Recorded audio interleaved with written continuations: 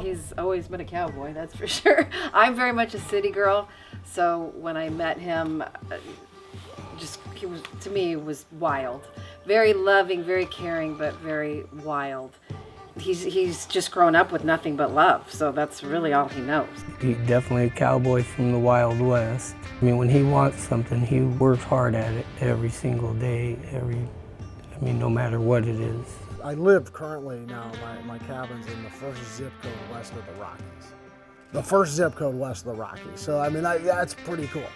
My great-grandfather, who I grew up next door to, his parents, left the Midwest and, ventured over the Rockies, over the Cascades. They got out to the Oregon coast and they're like, okay, we're gonna homestead here. So it's like this pioneer spirit of exploring, adventures. And I still have that in my soul. Yeah, I owned the Oregon Athletic Club for about 47 years. And he started there, I think, when he was about 8th grade or freshman. I know that when he first started wrestling in our program, it was a real challenge for him. And I think one of the reasons he chose our program was because he knew it was going to be a challenge. He wanted to get with the best kids, and we had some of the best kids. You've got to be willing to fail and fail until you figure it out. So, yeah, Matt was willing to do that. When he wrestled in high school, he was just getting started, and he didn't do all that well. And then after he got out of high school, he went to Clackamas Community College and didn't do real well his first year. Second year, he became a national champion. And I got recruited to a lot of Midwest colleges, a lot of East Coast colleges, and the wrestling on the West Coast just wasn't at the same level. And I knew to be successful, I had to surround myself with like-minded people, high-level athletes, good coaching. I had to put myself in a competitive environment. And if I was wrestling on the West Coast, I just probably wasn't going to get those same opportunities. So I invited my girlfriend to move to Nebraska with me. And when we got out there, we realized that she shouldn't be my girlfriend, she should be my wife. And so we got married when we were 20, so we dated wrestling season to wrestling season. And we got married when he had a little break at Nebraska. And then 9 months later, we had our son James, and it wasn't like, oh, maybe we should wait. He was like, I want my family. And didn't do all that great the first year. The next year, he was the number one 158-pound seed in the NCAA tournament. And you got to be pretty darn good to get that number one seed. The number one ranked 158-pounder in the country.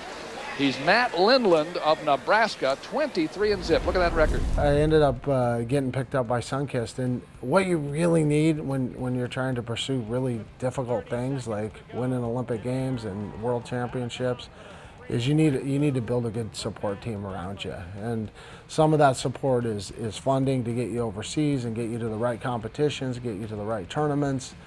Some of it's coaching, training partners. Kid at the top, when they start to be the best in their weight class, it's hard to find workout partners. Matt just couldn't get workout partners. He just couldn't get good enough ones. So that's the reason he wanted to go to the Olympic Training Center. He just felt like that was his next jump. He had to do it. He worked and worked. He went through some hard times when he got out of college. Wrestling, that weight class in Greco, it was just stacked. Well, I think what drew me more to Greco-Roman was it's a little more punk rock. It's nonconformist. It's not what the Americans do and what the Americans are passionate about.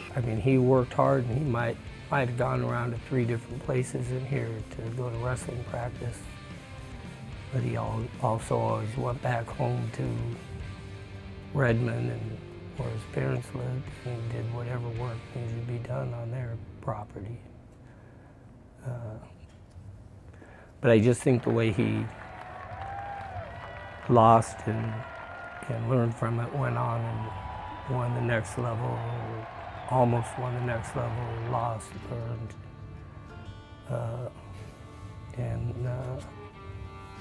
and what he did by winning the silver medal and coaching, and hopefully he coached some of that stuff into more of the people representing the USA.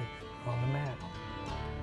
A lot of what I did, you know, as a national coach was fighting for more opportunities, finding money, finding tournaments, finding training camps, you know, in Azerbaijan and Uzbekistan and Kazakhstan, and you know, these places where frankly they didn't necessarily want to go to, but I knew this is where they needed to be to get the training, get the leveling up that they needed to have to accomplish their next level and that next challenge.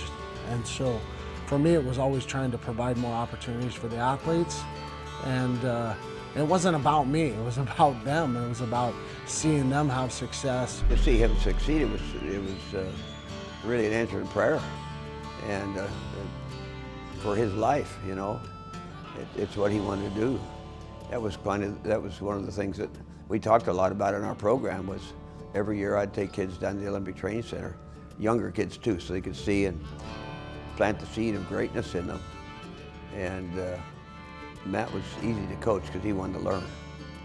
He wanted to learn. I tell you, when he came into our program, I had a whole bunch of beasts in there, and he was just really learning. He just got wailed on.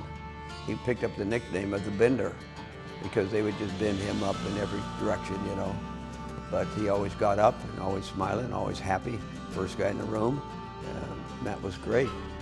And, you know, that's why he's done so well in his career, you know, and to make the Olympic team the way he did, you know, to go through all that legal battles and everything to get a chance to make the team.